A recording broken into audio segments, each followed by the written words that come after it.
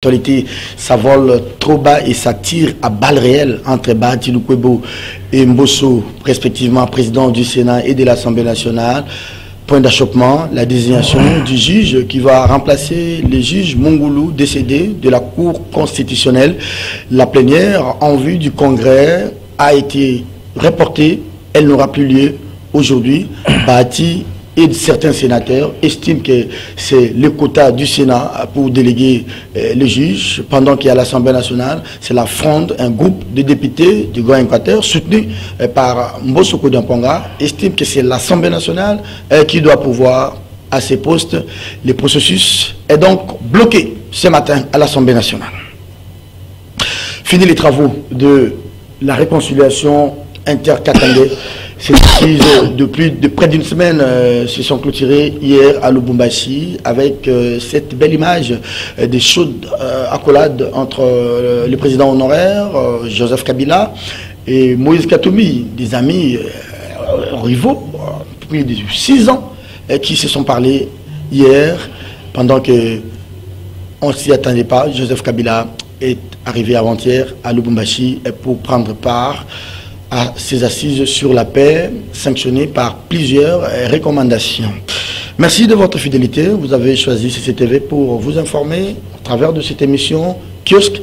N'oublions pas non plus cette vidéo virale du député Ogi Kalonji et l'idée Tchangou ici à Kinshasa sur la question des câbles de la SNEL, ces câbles qui devraient électrifier des centaines de milliers de ménages bloqués à Kinshasa. L'IGF, l'inspection générale des finances, s'en est mêlée et c'est parti pour des échanges épistolaires par médias interposés. Finalement, quelle est la vraie vérité dans cette affaire des câbles de la SNEL? On en parle tout à l'heure. De Jésus Beledou, bonjour. Bonjour Serge Kabongo, merci en tout cas de penser à moi. Fraîchement rentré de l'Angola. Exactement Serge, j'ai quand même fait le périple africain comme je le dis sur des réseaux sociaux. Je suis allé d'abord à Addis Abeba sur invitation de notre ambassadeur accrédité à Addis Abeba en Éthiopie, monsieur Ngandou, un monsieur très équilibré, un monsieur qui maîtrise la diplomatie extérieure, oui, très serviable. C'est un ancien fonctionnaire des Nations Unies. Nous avions eu des échanges très fructueux sur la donne internationale, la vue de la RDC à partir de l'international. En tout cas, c'est ce que je puis dire, puisqu'on n'a pas assez de temps. Malheureusement. J'ai été sévèrement, je me suis abreuvé par le savoir et l'intelligence, la pertinence de ces messieurs. Et tout ce qu'il m'a dit, c'est que Beledou, sans une diplomatie forte, nous serons mis à genoux à toutes les négociations. En Angola, vous avez parlé pétrole parce qu'il n'y a plus de kérosène. Hein. Le kérosène s'est fait de plus en plus rare. Et... Exactement. Nous sommes allés assister à une grande conférence qui a réuni les ministres des hydrocarbures des 10 pays africains. Et il fallait cogiter, les cogitations ont tourné autour du potentiel en hydrocarbures qui ronge les pays africains, parce qu'il s'est fait qu'il y a eu une injustice au niveau international. L'Occident demande aux Africains de ne pas exploiter leur potentialité en hydrocarbures, notamment les pétroles, les gaz méthane, etc. Comme quoi cela devrait constituer une réserve internationale. Par contre, en revanche, eux continuent à exploiter à fond leur pétrole. Et si vous voyez les Émirats Arabes Unis, ce sont des contrées, des villes construites grâce justement à leur potentialité en hydrocarbures. Par contre, ils bernent les Africains avec cette structure des COP22. On ne dit pas que c'est mauvais, mais malheureusement, la RDC avait trébuché en commettant une erreur. Lorsqu'on vous dit, par exemple, on vous donne 500 millions de dollars pour ne pas exploiter votre pétrole, dans l'idée de préserver la faune ou la forêt, alors que vous avez, par exemple, la RDC, nous avons 16 blocs pétroliers importants qui représentent à peu près 600 milliards de dollars. Imaginez-vous, nous sommes en train de nous promener sur 600 milliards de dollars. Quand Bazaïba, Eve Massoudi a amené les 500 millions, on avait applaudi. Malheureusement, c'était la fête nationale, c'était le bilan des Félix. Mais Serge, malheureusement, les gens ont applaudi, moi y compris, parce qu'on n'avait pas une vue un peu internationale ou globale des choses. Figurez-vous, Serge, figurez-vous. Je termine par là. Simplement par le 16 blocs pétroliers que nous possédons en République démocratique du Congo, nous en avons à peu près 600 milliards de dollars de réserves. 600 milliards, estimé à 600 milliards de dollars. Mais regardez comment nous clochardisons. Mais lorsque l'Occident vous dit par exemple, n'exploitez, je termine par là, n'exploitez pas votre pétrole, c'est là que doit constituer la réserve mondiale. Alors, ils nous bernent avec les COP 21 ou 22 en nous donnant des financements de 500 millions de l'an et ça vient de manière intempestive, alors qu'eux se développent grâce au pétrole. Je crois qu'il y a à boire et à manger. C'est ainsi que le président angolais l'a rappelé, João Lourenço. Il a dit il faut que les Africaines se réunissent. Il faut que les Africaines mutualisent leurs efforts pour voir comment est-ce qu'on pourra mettre en avant, plan par exemple, nos potentialités, les gaz méthane par exemple, le RDC. Beledou, Jésus Beledou, il sera en face d'Edmond Izouba. Bonjour Edmond. Bonjour Edmond, vous allez bien? Très bien. La semaine ça a été? Oui, ça a été. Laissez-moi vous transmettre les inquiétudes de notre concert Fallon, l'épouse de Brice Wabelo. On n'a pas été à son mariage le week-end et elle n'était pas là. Ah, voilà. Il y avait mariage à elle et à son époux. Hein. Oui, c'était que la première étape, je pense que c'était le mariage coutumier. Civil et coutumier. Nous allons nous présenter prochainement. Pour les religieux. Ouais. Allez, la RTNC, ça tire à balles réelles sur Mouyaya. Oui, écoutez, ce feuilleton, c'est depuis la semaine passée, on n'a pas compris une correspondance qui s'attaque à un programme du gouvernement. Vous savez, dans le registre des revendications sociales, il y a ce qu'on appelle les revendications légitimes et les revendications non légitimes. J'aurais voulu que les revendications soient basées sur le domaine du travail des agents, la production ou la productivité des agents. Mais là, on aurait aussi voulu que les revendications soient d'ordre salarial, c'est-à-dire les agents revendiquent leur salaire, qui est donc leur dû primordial, parce que vous savez, les salaires ont un caractère alimentaire. Mais aujourd'hui, j'ai lu la lettre, vous avez le ministre... il occupe près de 80% des temps d'espace à la Je vais vous expliquer. Il a même des services qui viennent prester, en oubliant même l'expertise de la RTNC, avec cette affaire des émissions redevabilité. Ça, c'est faux et archi-faux. Nous participons régulièrement en ces genres d'émissions. Nous avons au briefing, qui est une sorte de point de presse, des redevabilités, des questions qui sont gérées de façon quotidienne. Vous voyez par exemple, Beledou a parlé de la visite du ministre en Afrique, et aujourd'hui Beledou a bien fait d'accompagner le ministre. Alors si le peuple veut en savoir un peu plus, au cours d'un point de presse organisé par la RTNC, je ne vois pas le mal. Donc on prend par exemple pour toutes ces prestations, il y a au moins 33 techniciens qui participent. Vous avez 7 directeurs qui sont là, pardon, 3 directeurs, oui, 3 directeurs de la RTNC qui participent. Vous n'allez pas me dire que Blaise Bokokia n'est pas directeur à la RTNC parce qu'il est là présent. Vous avez pour le programme de redevabilité 7 des 10 journalistes présentateurs qui participent. Bon, à moins que la présence de certains qui maîtrisent des questions, je dirais, spécifiques, économiques et spécifiques, qu'on a vu Willy Kalengai. Ce n'est pas la première fois que Willy Kalengai présente une émission à la RTNC. Donc c'est une expertise de l'extérieur. Même en France 2, ça se fait. C'est un média public, on peut faire appel à une expertise de l'extérieur. Donc on doit s'adapter au nouveau narratif. Hein. Non, mais je vous dis, est-ce que c'est le nouveau changement? Est-ce que c'est cela tuer la RTNC? Je pense qu'ils ont été plus alarmistes que politiques, parce que là, la RTNC bénéficie d'un programme 100% redevabilité. Vous avez des ministres qui doivent rendre compte au public, et surtout des questions qui chauffent, des questions brûlantes d'actualité. Et le plus récent briefing, c'est avec le gouverneur militaire de l'Ituri. Le pays est agressé. Comment vous pouvez-vous, parce que vous êtes intersyndical, intercaler un programme comme ça? Donc j'estime que l'intersyndical est allé un peu plus loin de ce que nous on pouvait imaginer. On savait qu'à l'époque les revendications des agents étaient autour des salaires, mais des primes aussi. Mais là vraiment je pense qu'ils sont en train de vouloir scier l'arbre sur lequel les agents sont assis. C'est le gouvernement qui paye, c'est le gouvernement qui entretient la RTNC.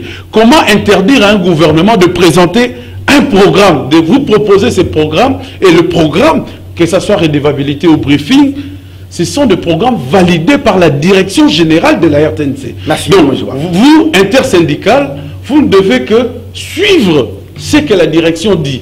Et ils sont là pour revendiquer le bien des travailleurs, du personnel, et non pour s'intéresser aussi aux problèmes aussi simples que ça. Le peuple a besoin de consommer c'est que le gouvernement lui produit tous les jours parce que la RTNC est le fruit du gouvernement. Allez, on va prendre l'actualité. Je vais placer juste une phrase. Oui. C'est important. Vous savez, moi, je vois beaucoup plus la présence de Mouyaya à la RTNC depuis qu'il est là. Je risque de donner raison à ceux qui disent Mouyaya s'estime être les ministres de la RTNC parce qu'il est trop présent à la RTNC et des fois même il usurpe les responsabilités de certains. Regardez ce qui se passe. En quelques phrases. Il arrive, première réforme de la RTNC, pour lui, c'est le logo. Et il lance un appel à des techniciens extérieurs. Pardon, s'il vous plaît, c'est important. C'est important, s'il vous plaît, c'est important pour moi. J'ai reçu, je parlais avec des responsables, des techniciens de la RTNC. Je puis vous dire, il n'y a pas meilleur technicien de l'audiovisuel au Congo que la RTNC. Mais ils produisent, s'il vous plaît, ils produisent. Mais vous critiquez la RTNC. Attendez, c'est important, je suis pas là. Malheureusement. C'est important. Non, c'est important. Il ne faut pas venir sur un plateau de télévision cracher sur les meilleurs techniciens de l'audiovisuel. Il n'y a qu'à la RTNC, vous trouvez des directeurs photo. Dans la télévision, ça n'existe pas. Nous, télévision ici, des directeurs photo. Et vous savez ce qu'ils font à la télévision? Vous ne le savez peut-être pas. Il n'y a qu'à la RTNC, vous avez des techniciens. Je vous le dis. Alors, voilà ce qui se passe. Plutôt que de renforcer par formation, par matériel, les potentialités en ressources humaines qu'il y a à la RTNC, que non, on sous-traite des agences qui ont des affinités avec qui, ministre, je ne sais pas, qui, ami, qui, etc. C'est ce qui fait défaut, ça c'est le premier élément. Le deuxième élément, non. Lorsque vous allez, c'est important. Non, s'il vous plaît. Prochainement, si vous organisez une émission, et ne crachons pas sur la démarche des syndicalistes. Personne n'est mieux outillé que parler de la RTNC que ces syndicalistes. Merci beaucoup. Vous avez compris que Bélédou a passé beaucoup de temps dans la production. Donc, c'est vraiment son domaine de prédilection. Yves Bouya, bonjour. Mais c'est qu'il n'a pas, bienvenue à vous. Attendez, j'ai parlé de techniciens ici. C'est Yves Bouya qui a la parole. 33 techniciens de la RTNC sont là. Bonjour et bienvenue à vous. Merci Serge Kabongo. Je dis bonjour à Edmond Izouba. À l'entame de l'émission, il s'est rentré dedans. J'aimerais que vous puissiez quand même mon ami africain. Il a sillonné plusieurs pays africains quelques jours et j'ai beaucoup appris sur ces plateaux déjà pour ces déplacements qu'il a effectués. Quand il a parlé des réserves que nous avons en termes de pétrole. Nous avons des blocs pétroliers. D'ailleurs, ici, je salue l'initiative de ces ministres qui a su, avec beaucoup trop de manœuvres, récupérer récupérer les titres pétroliers auprès d'un exploitant qui, des fois, vous savez ici, Geithler, qui exploitait illégalement, mais ce n'était pas facile pour lui à récupérer cela. Et comme maintenant l'enjeu est maintenant autour du pétrole, comme il a dit, il a expérimenté à Luanda. Nous sommes en pénurie de kérosène aujourd'hui. C'est nous, Congolais, nous devrions savoir comment nous allons discuter avec nos partenaires parce que nous sommes une très grande réserve, même jusque-là, s'il fallait dire, au niveau du monde. Alors, écoutez, laissez-moi 2 secondes. Ouais. Les amis, j'ai vu d'entrée de chez moi un sujet qui m'intéresse là. Je vais ici saluer une personne, un député qui est élu de la circonscription électorale de Tchango, M. Ogi Kalonji, mais qui a été aujourd'hui au-delà de sa circonscription avec ces problèmes de câbles que vous avez connus ici. Il a un mandat national, la vidéo est devenue... Mais oui, mais il y a des députés qui se limitent qu'au niveau de leur circonscription, qui ne sortent même pas. Mais lui est allé à la Tchango, à Kanlouka, il a découvert qu'il y avait des câbles qui ont été entreposés pour un travail qui devrait électrifier Kanlouka. Alors, quand on gratte, nous comprenons que c'est la main noire du super flic de la nation, M. Alinguete. Mais, au moins qu'on puisse développer cela, je pense pas que ce soit les sujets, mais moi je les prends. Je vais dire aux amis de Kanlouka, si ces travaux d'électrification de Kanlouka a connu un problème, Bana Kanlouka, je peux le dire à Lingala ici, la personne qui a bloqué les travaux, vous n'avez pas d'électricité à cause de M. Jules Alinguete, qui a mis la SNEL en difficulté. Non, c'est trop fort quand même. Mais si vous lisez les documents, si vous dites que c'est très fort, quand vous lisez ce que les documents disent, la SNEL a travaillé, la SNEL a reçu instruction du gouvernement pour électrifier Kanlouka, 30 000 ménages. Il y a eu, je ne peux pas dire appel d'offres, mais il y a eu des discussions, des consultations menées entre la SNEL et ses entreprises sous-traitants restreints. Oui. Ils ont discuté. Les entreprises apportent les réserves en termes de stock. Ces entreprises apportent les moyens. La SNEL défalque un fonds sur ça. Et ces stocks, ces fournitures deviennent à la SNEL. Et puis après, Alinguete arrive, Alinguete vous dit, il faudrait mettre fin aux travaux. et pendant 2 mois. On a parlé de la surfacturation. Oui, oui, non, il n'y a pas de surfacturation. Ça s'est fait en amont et en aval. M. Alinguete a trouvé les travaux en cours d'exécution.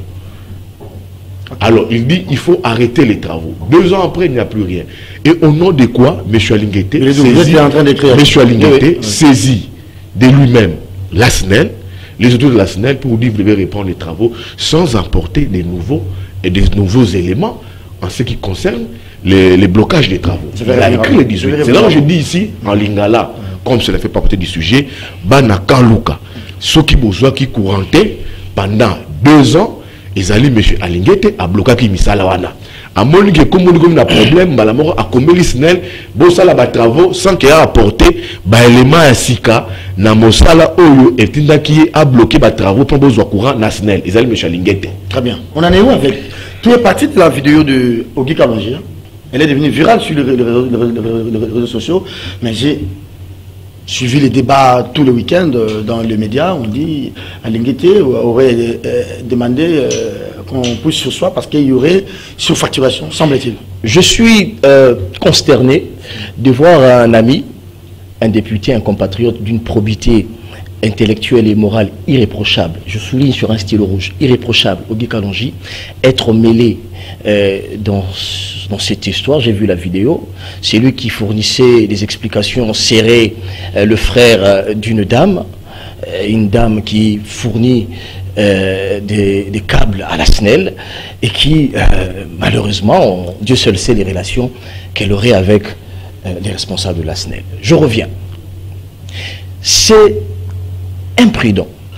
C'était la mauvaise foi que de venir charger un individu sur ce que moi je qualifie d'une mafia un peu organisée qui se déroule à ciel ouvert.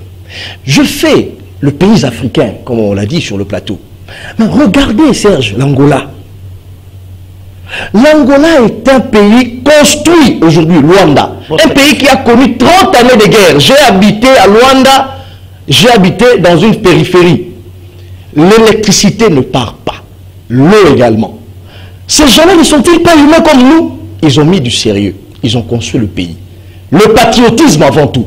Il y a qu'au Congo, Serge, où un projet de près de 300 millions de dollars pour nourrir les Congolais, l'agriculture, l'argent volatilisé dans la nature, mais il y a des messieurs en cravate qui passent dans les médias pour défendre des gens qui étaient à la base de cette mafia, malheureusement. Voici les bases. Parlons de la SNEL. Je reviens.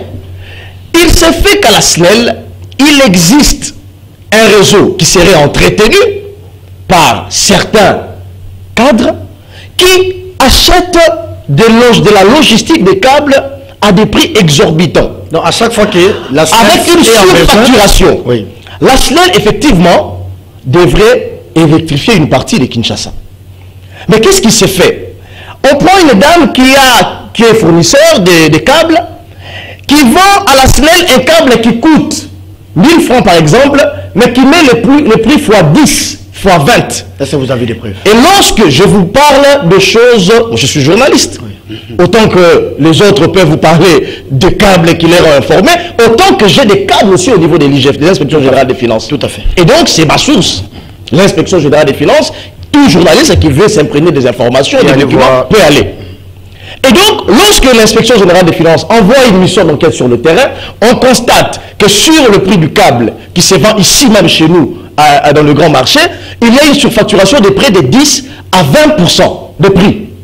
Et donc, les chefs qui arrivent qui disent non, on ne peut pas, pour acheter des câbles ici et électrifier toute une cité, on ne peut pas payer 10 fois, 20 fois, non.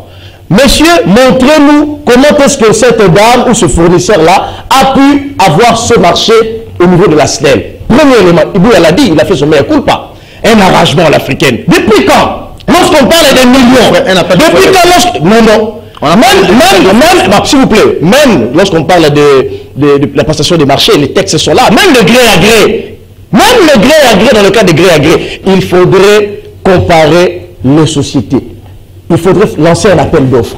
Vous prenez les gens, vous regardez leurs compétences et vous prenez les meilleurs parmi eux. Peut-on nous dire comment combien de sociétés ont-elles compéti pour bénéficier des subventions de la SNEL? Non, il y a eu personne ne peut le bondir, mais c'est que 2 sociétés. L'appel d'offres, qui peut bondir un document? Mais on viendra avec des affabulations chargées des individus. Mais je termine par là.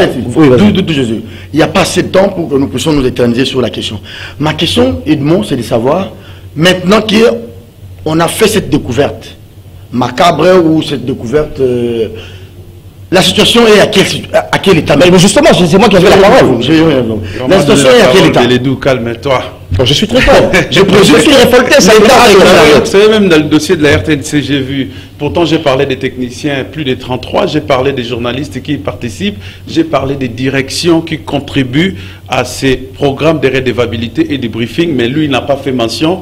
Pour lui, les soucis, c'était de s'attaquer à Mouyaya. Bon, non, je ne suis pas attaqué. Je n'ai pas cité Mouyaya. Est-ce que j'ai cité le nom de Mouyaya? Non, ne me faites pas dire ce que je n'ai pas dit. Je n'ai pas cité le nom de Mouyaya. C'est vous qui citez le voilà encore pour ce présentateur. Veuillez rappeler à l'invité. C'est aussi simple que ça. Monsieur le présentateur, il faut me rappeler que je n'ai pas cité le nom de Mouyaya. C'est lui qui cite le nom de Mouyaya. Voilà. Tu peux flatter Mouyaya, mais il ne faut pas me faire dire les choses que je n'ai pas dit. On va revisualiser les images. Voilà. On va revisualiser. C'est important. On va suivre la rediffusion. Allez-y, Edmond. Allez-y au cabinet. Non, là encore, mon frère, ami Beledou, tu te compromets. En fait, le dossier SNEL, ça me rappelle le dossier maison préfabriquée de Vital Kamerhe, où vous avez un Jamal qui vous dit, vous êtes, monsieur le magistrat, vous perdez votre temps. Vous m'avez donné de l'argent, l'État m'a donné de l'argent, j'ai acheté les marchandises, allez récupérer les marchandises et installer les maisons, donner ça aux militaires et policiers. Et si vous refusez, je tombe et je meurs. Comme cette histoire de la SNEL. La dame a reçu le marché, de gré à gré, appelons ça comme ça. Est-ce que le marché de gré à gré est interdit? Non. La dame a reçu l'argent de l'État congolais. La dame, la société, a acheté. L'État congolais a récupéré les marchandises et les a cantonnées quelque part dans une parcelle là qui se trouve non loin de là où ça devait passer l'exécution. Madame, l'entreprise qui a gagné le marché a souscrit pour 2 choses. 1, il y avait un contrat de fourniture de matériel. 2, il y a un contrat de prestation.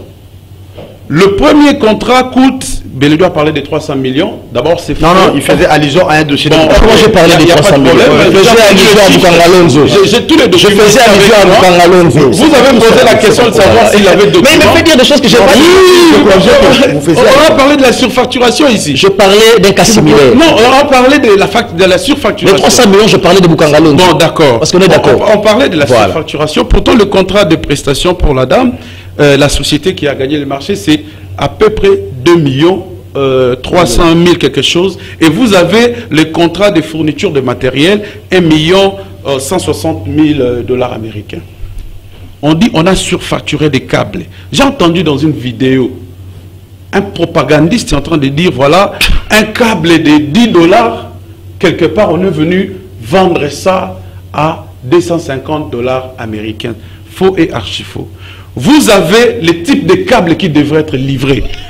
Le premier type de câble, c'est le câble 4 fois 35 mm, un câble pour le branchement principal. Parce qu'avant d'installer le matériel, les lignes, vous devez avoir ce qu'on appelle les câbles mères. Et les câbles mères par mètre coûtent 8 dollars. 8 dollars. Vous avez les câbles qui devaient servir pour le transport du courant. Et les câbles coûtent à peine 6 dollars. Et vous avez les câbles qui devaient alimenter les maisons. Les câbles coûtent par mètre 4 dollars américains. Vous voyez, il y a un adage français qui dit « mentez, mentez, il en restera quelque chose ». À ce jour où nous parlons, après cette vidéo virale, Jules Alinguete a écrit à la SNEL. Les documents existent pour demander à la SNEL de poursuivre les travaux. Après 2 ans, vous voyez plus de 30 ménages. 30 000. Oui, plus de 30 000 ménages. Sur demande express du gouvernement. Et quand moi j'ai posé la question, pourquoi ces marchés... Mais qu'est-ce qui s'est passé dans l'entretemps? Qu'est-ce qui s'est passé dans l'entretemps? on suspend les travaux. Après, quand on fait la découverte, on dit reprenez les Je travaux. vous ai dit que le cabal est semblable À l'affaire de Jamal. à l'affaire de Jamal. Très bien. Quand l'État se rend compte qu'il faut délocaliser les camps militaires qui se trouvent au centre-ville, c'est alors qu'on commence à libérer les gens là-bas parce qu'on doit récupérer les maisons pour aller les placer dans les extrémités de la ville de Kinshasa et loger les militaires. Aujourd'hui, maintenant, vous avez l'État qui a déjà payé à l'entreprise. Il a parlé ici comment devraient s'organiser les enquêtes, Très bien. même de l'IGF.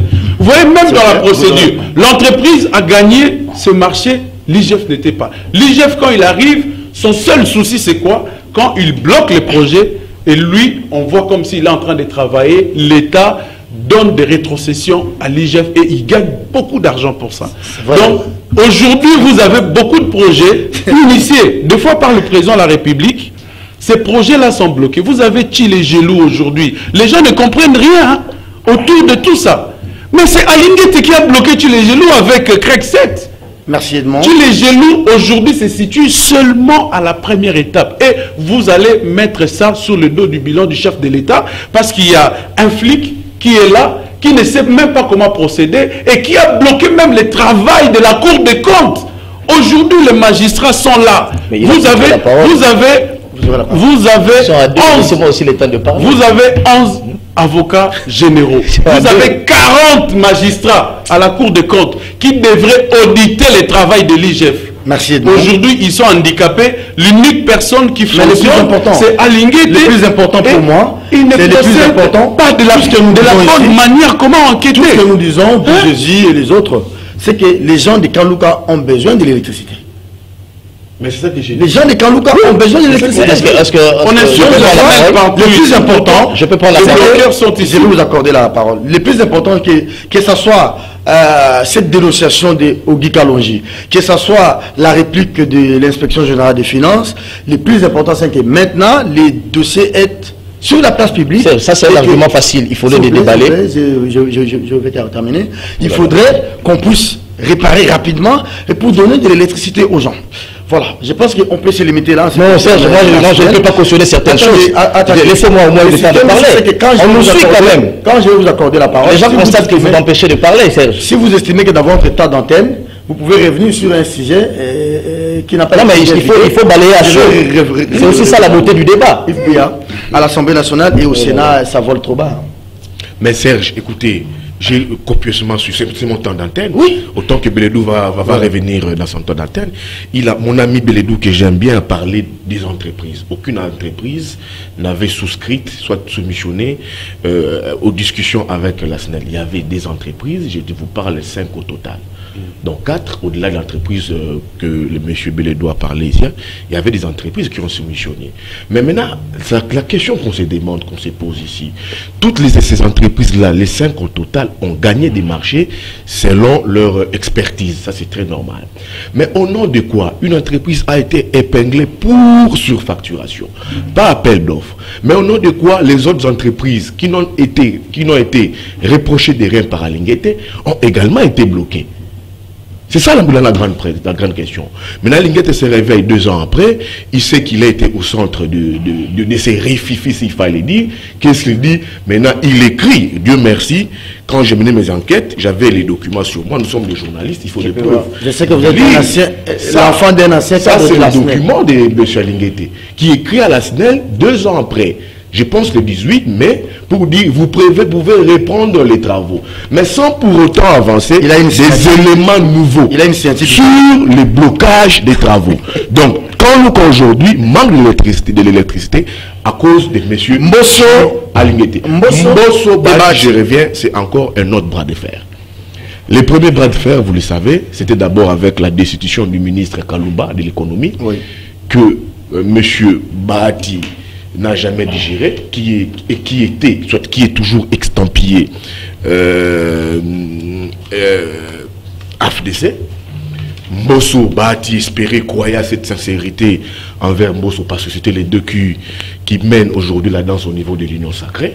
Mais après, ça passe au vote au niveau de l'Assemblée nationale, Kalumba tombe. Et Bahati n'était pas sur place. Bahati n'avait pas digéré cela, parce qu'il prenait Mbosso comme pour un frère et un ami. ça passe. Le deuxième fait arrive, c'est le leadership au niveau de l'Union sacrée. Après le départ des Kaboun, vous savez aujourd'hui, Mbosso et Bahati se disputent ce leadership. On ne sait pas ça va tourner autour de qui. Mais c'est un leadership aujourd'hui, s'il fallait dire, mené à cadence par Bahati. Il est président de l'Assemblée nationale, il est dauphin constitutionnel du président de la République. Il a un point important au niveau de l'Assemblée nationale, dans les institutions, vous le savez, par rapport à Mbosso, qui n'a que sa petite perruque, comme président de l'Assemblée nationale, président de l'Assemblée nationale. Qu'est-ce que vous avez à faire avec la perruque? Non, c'est une réalité, non? Vous savez pas que Mbosso a une petite perruque là sur sa tête? Ah bon? Alors, qui n'apporte rien en termes de poids politique au président de la République, bien qu'ils se disent que je puis donner les bandes de l'opposant de la République. Ça, mais ça ne représente rien. Alors, le troisième combat... Qui doit désigner les juges? Le troisième combat vient maintenant au niveau du remplacement du juge de la Cour constitutionnelle. Vous savez, le président écrit, c'est le président de la République qui écrit, il demande, il exige au Parlement de se réunir en congrès pour désigner ses juges.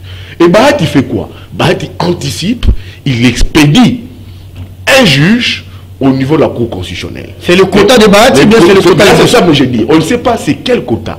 L'Assemblée de la présidence dit réunissez-vous. Bahati anticipe, il dit que non, c'est nous, institution Sénat, qui devront envoyer un juge. Maintenant, ça, on se dit maintenant, les quotas. Moi, je me disais, si je réfléchissais, que la personne doit remplacer Mungoulou, je pense, qui est décidé. Oui. Si on rentre en arrière, on peut parler à l'Assemblée nationale, oui, mais les quotas, c'est quel quota qu'on doit remplacer? C'est les quotas opposition qu'on doit remplacer. Monsieur Vundoawe a été quota de l'opposition porté par Sami Badi Banga et Kengo, alors président du Sénat. Et la désignation de monsieur Vundoawe, sa désignation avait été contresignée par les trois autres forces représentatives de l'opposition au niveau de l'Assemblée nationale. À l'époque, l'UNC, chapeauté par Bitakwira, les libéraux par Makila et l'UDPS par Sami Badi Banga. Monsieur, quand il y a une réforme, la Cour constitutionnelle s'éclate en trois, je crois en trois, monsieur Vundoawe, pour conflit d'intérêts, va au Conseil d'État. Il s'est fait succéder par monsieur Mungoulou. Monsieur Mungoulou décède. Mais c'est monsieur Mungoulou qu'on doit maintenant remplacer comme quota de l'opposition. Maintenant, je me demande la question. Si c'est réunissé maintenant en congrès, ça sera, quelle est cette force représentative qui doit envoyer ses quotas? Ça sera bel et bien les FCC. Mais là, le problème n'est pas là. Les FCC qui sont en opposition avec les régimes. Je ne veux pas, moi, les FCC, Mbosso soutenir un schéma du FCC. C'est pour dire quoi? Mbosso et Bahati sont dans une guerre. Chacun des présidents de ces institutions veut envoyer un juge pour demain après demain contrôler aussi à sa façon, comme tu sais, qui dit la Cour constitutionnelle. Là, il soulève un autre débat. Hein? Oui, mais il soulève un autre débat, mais je pense qu'il faudrait aussi être équitable avec les timings, mon cher ami Serge Kabomo, parce qu'on nous suit. Je reviens à la RTNC, Edmond vient ici, je n'ai pas cité les noms de Mouyaya. Non, c'est important, c'est mon temps dont laissez-moi parler. Il vient ici, je n'ai pas cité les noms, je n'ai pas de problème avec Mouyaya. C'est que ça concerne le secteur pour lequel nous évoluons. C'est la République. Et nous devons placer un mot. Le dire, s'il vous plaît. Écoutez-moi. Ne me donne pas l'impression que c'est un conglomérat. Laissez-moi parler. Mais lorsque vous évoquez les briefings, les histoires et tout ça, la RTNC, ce n'est pas qu'à Kinshasa. La RTNC Goma, la RTNC Matadi, Mbandaka, Kikwit, etc. Vous prenez un avion, vous prenez tous ces techniciens pour les ramener pour travailler, monsieur. Et alors, répondez aux Congolais qui nous suivent. Il n'est pas le ministre. Non, on parle entre nous. C'est mon ami, je l'aime bien le taquiner. Et donc, Edmond, il faut avoir honte de venir dire ici, parce qu'on a pris une poignée de 30 techniciens sur les milliers qui constituent la RTNC à travers la République, pour dire c'est ça le travail. Je ne veux pas que le ministre se concentre sur la RTNC essentiellement. Nous attendons des réformes. Il faut faire avancer les textes. Qu'en est-il de la réglementation? On attend la loi par exemple sur la publicité. Qui fait la publicité aujourd'hui? Ce sont les annonceurs qui vont débattre avec les télévisions. Mais c'est une loi qui doit être évoluée. Ce sont des thématiques auxquelles nous devons nous apaisantir. Et non venir ici parce qu'on a changé le logo, on vient défendre. Venir ici parce qu'on a changé le logo. Mais que sert la direction des programmes de la RTNC si le ministre va prendre tous les programmes du gouvernement, il met à la RTNC? Alors la question de démissionne et que le ministère va faire le programme à la place de la direction des programmes. Et donc, soyons consciencieux lorsqu'on parle de la République. Ce n'est pas une poignée de journalistes que constituent les milliers que la RTNC compte à travers le monde qui bénéficient des avantages que vous donnez. Le dire ne me fait pas un haineux. Le dire, c'est aussi ça la vérité. Il faudrait dire la vérité à nous pour qu'il s'améliore. Et non venir le flatter à tout moment. Je reviens à l'inspection générale des finances. Serge, c'est un raccourci facile de s'enrichir derrière le peuple congolais. Lorsque vous dites le plus important c'est d'avoir de l'électricité, oui, On a besoin de l'électricité en Kalouka, je suis tout à fait d'accord. Mais il ne faudrait pas utiliser la naïveté de la population pour s'enrichir derrière cette population. Non. Lorsque vous dites par exemple un câble, je vous le dis ici, il y a surfacturation.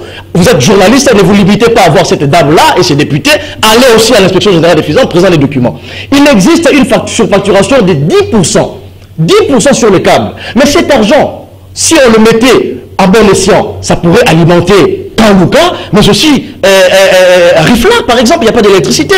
Mais si vous prenez cet argent, vous prenez que 10 000 francs, vous donnez pour Kalouka, et la surfacturation, tout cet argent, vous le mettez dans la poche. Mais à quoi servira alors le travail de l'IGF, la population? Non, c'est important, je m'organise. Quand ça sera déterminé. Et donc, c'est important de dire aujourd'hui, on ne peut pas utiliser la naïveté de la population pour s'enrichir. Mais à Linguette, le travail de Linguette, il s'est fait voir. Aujourd'hui, si la République a pu mobiliser 1,7 milliard de dollars juste au mois d'avril, c'est grâce justement à l'inspection générale des finances, notamment la patrouille financière. Vous n'allez pas dire, à moins que vous soyez dans votre monde, dans le firmament, que l'IGF ne travaille pas. Je suis désolé. Et donc, les potentialités sont là, les retombées sont là. Donnons, accordons beaucoup de crédit à l'IGF parce que l'IGF fait son travail et l'IGF, je vous l'ai dit, a juste mis un point final à ce qu'on appelait une mafia qui s'organisait à des intérêts d'individus. Et ça, c'est important de le rappeler. Tout ce qui s'agit députés, ministres, etc., il s'agit des pourcentages simplement. Il ne s'agit pas de l'intérêt des peuples congolais.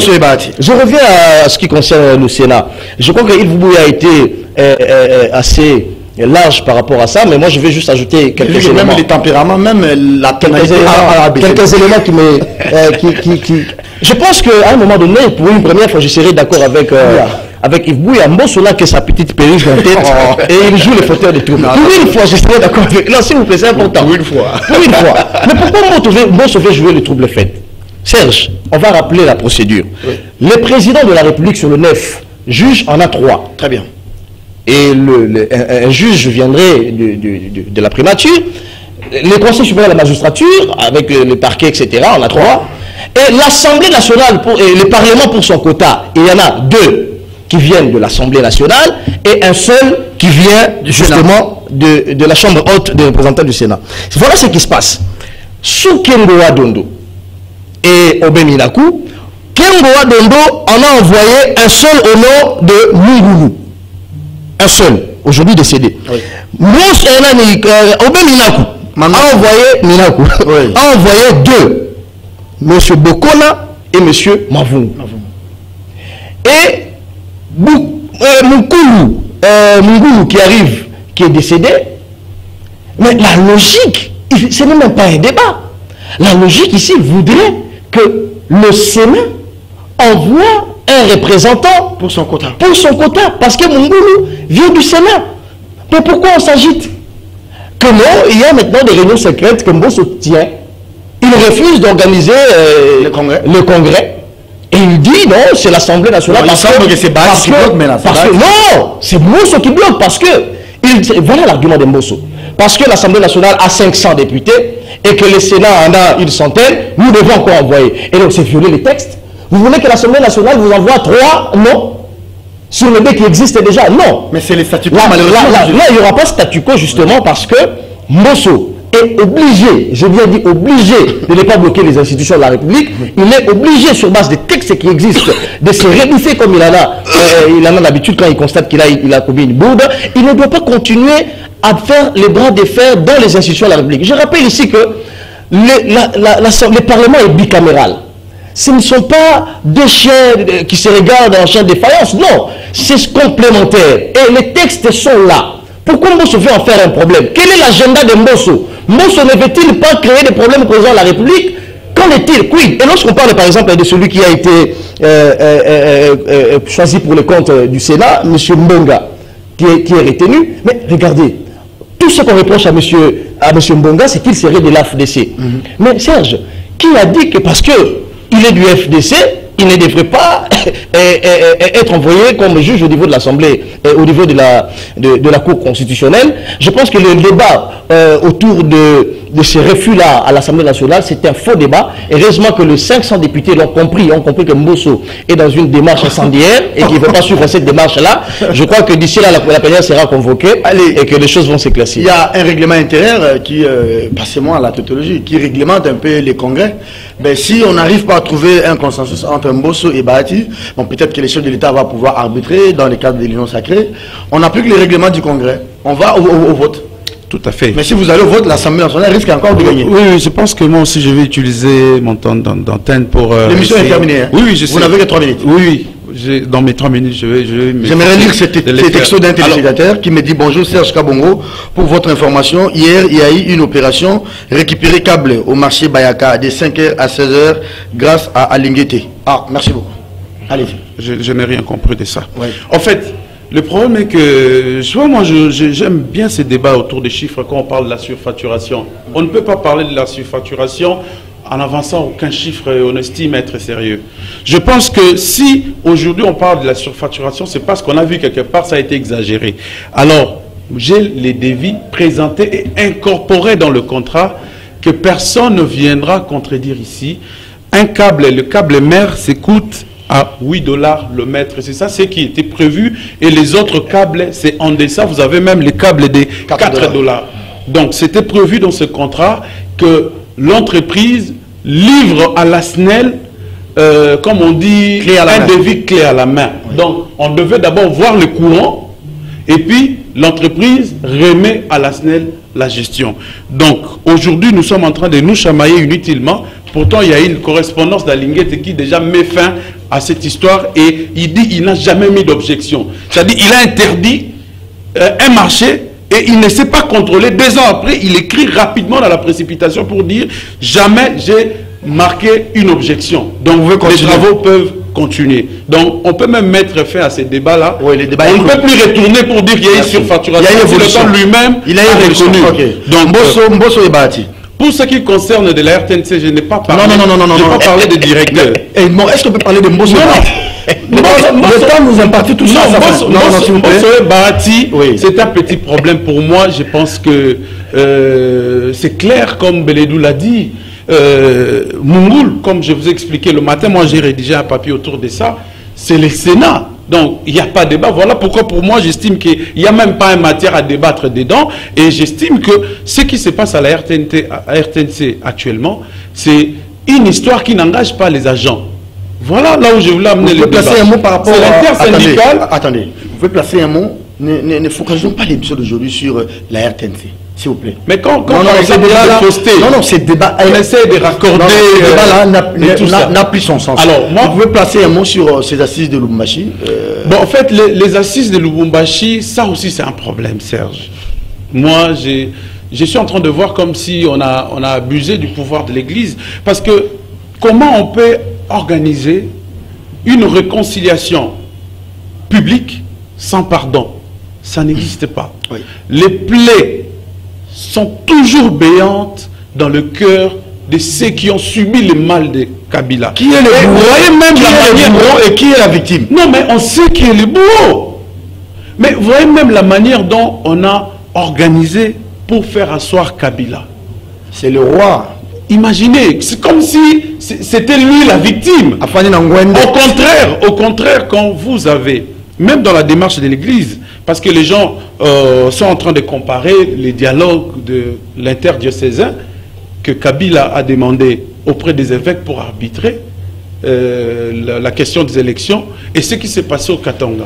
Ce qui s'est passé au Katanga méritait vraiment des pardons sincères. Et vous voyez même l'Église qui a parlé hier dans la prédication de Monseigneur, qui a parlé du concile de Jérusalem. En fait, quand le chrétien était comment dire, en conflit avec des païens, il fallait ériger un essence de dialogue pour le départager. Mais aujourd'hui, vous avez des gens qui essayent d'oublier même l'histoire. Hein. On estime que quand on se lave les mains et tout ça. Et aujourd'hui, quand vous lisez le matin Mouyambo, Mouyambo qui a été complètement bastonné par Kabila. Il y a des gens que Kabila a utilisés, les Katangais, je ne parle pas des gens, je parle des Katangais, que Kabila a fait souffrir. Il y a des Katangais qui aujourd'hui n'acceptent pas Kabila.